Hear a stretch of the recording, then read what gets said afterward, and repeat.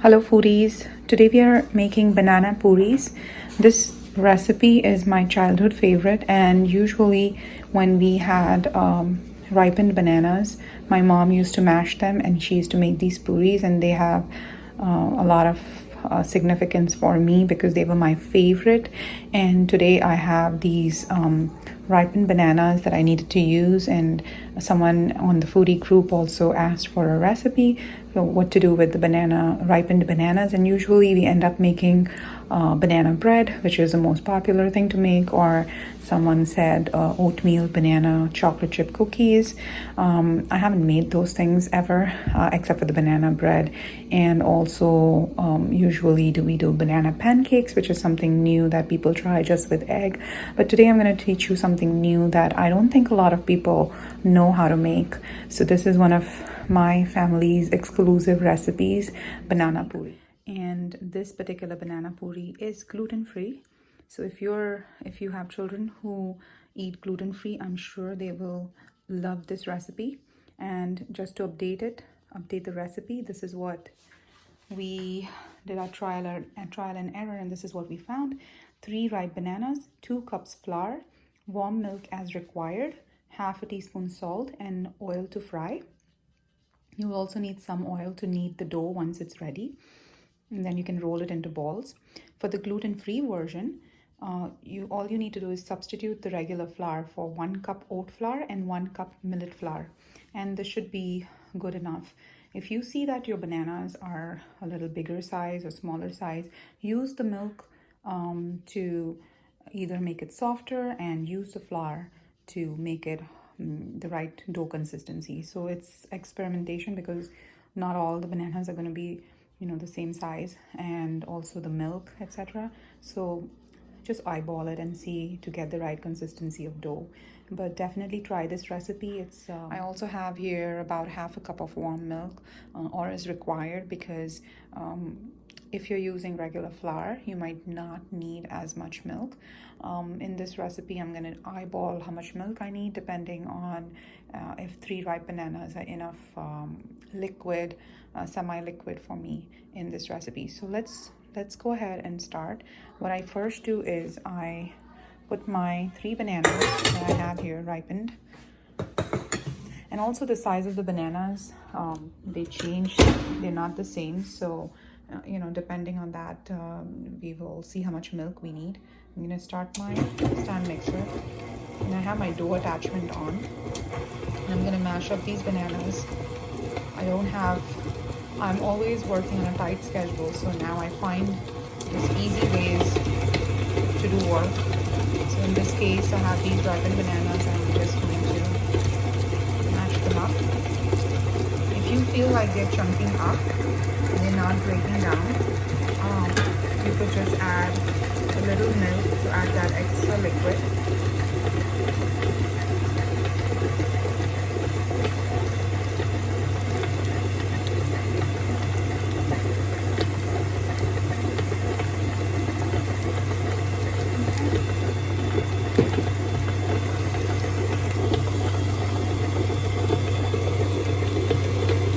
Increase the speed of it too.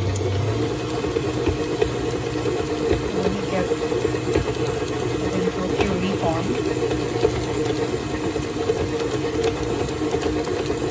it smells so good already.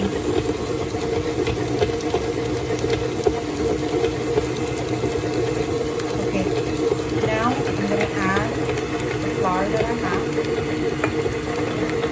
I need to first reduce the speed of the dough.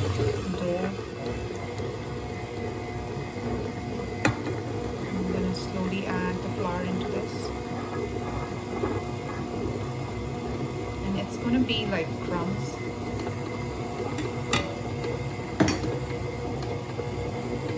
So you want to let it mix nicely in this, because if at this point we're going to add milk to it,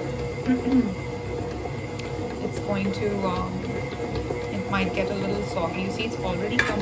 I'm adding the salt. It's already into a soft dough.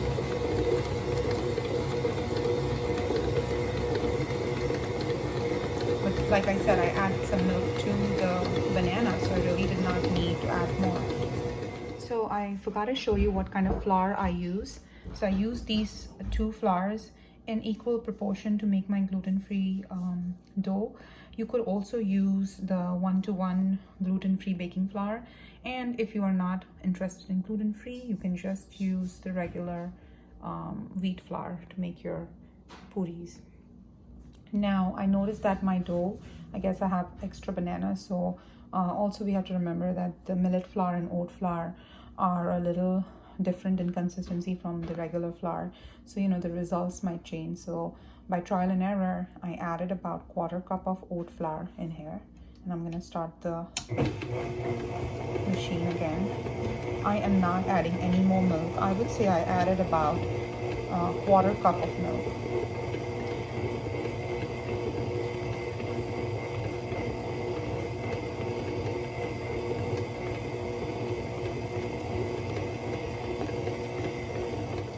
So welcome back.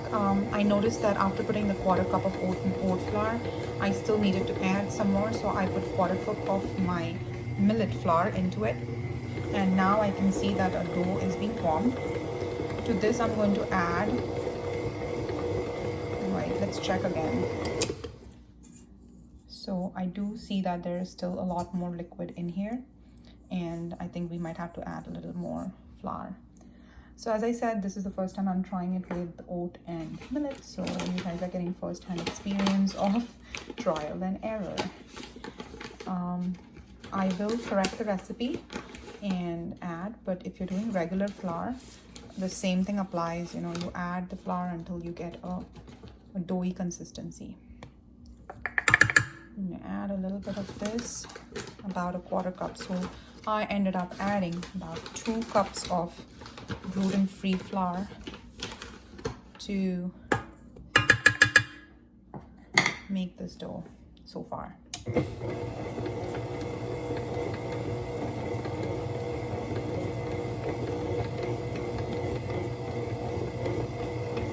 And now I can tell that that should be pretty good enough. It doesn't need anything else in it.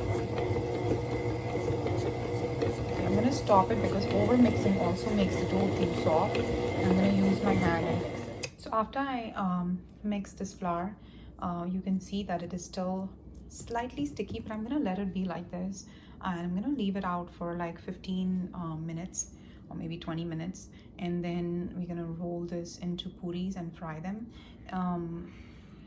I would also you know, knead it with some oil if I need to, but that's all I'm gonna do. So we did change the recipe. Like you see, I made the dough ready. It was perfect. 2 cups with 3 ripe bananas and a little bit of warm milk gave me a perfect dough. I did knead the dough with oil, and now I'm gonna roll it.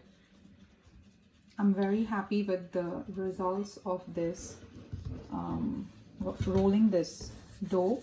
I used 1 cup oat flour and 1 cup millet flour. Like you can see, it's rolling into the regular without breaking. It's rolling nicely. And then I have my oil ready here. And like you fry puris, it's the same thing.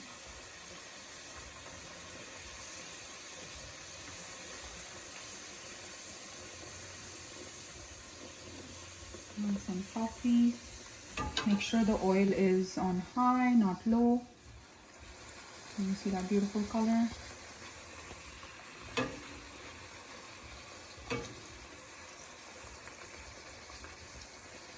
The oil has changed a little color just because of the flour that I'm using. The millet flour has a little yellowish color to it.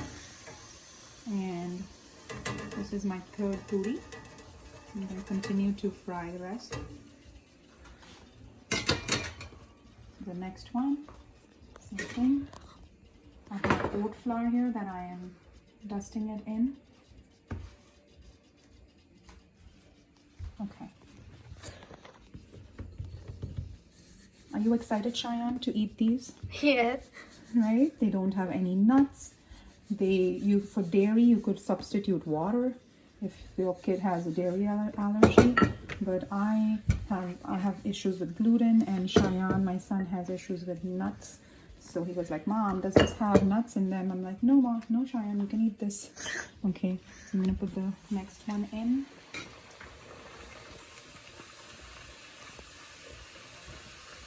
And I know I should have used like a deeper kadai, but I don't have one yet. I don't fry as much, so we usually air fry it. But today I was really craving to eat these banana puris. It was really super cold and windy, and for some reason I remembered my mom's banana puris, and I remember that I have 3 super ripe bananas in the fridge that I need to use.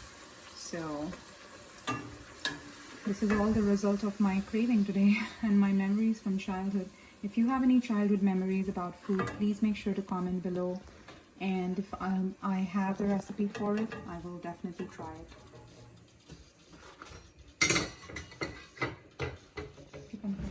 So we're gonna do puri cheers before we eat it because we couldn't wait, me and Cheyenne. And he's gonna taste and tell you how the puri is. Cheers, Cheyenne. Oh, wait, cheers.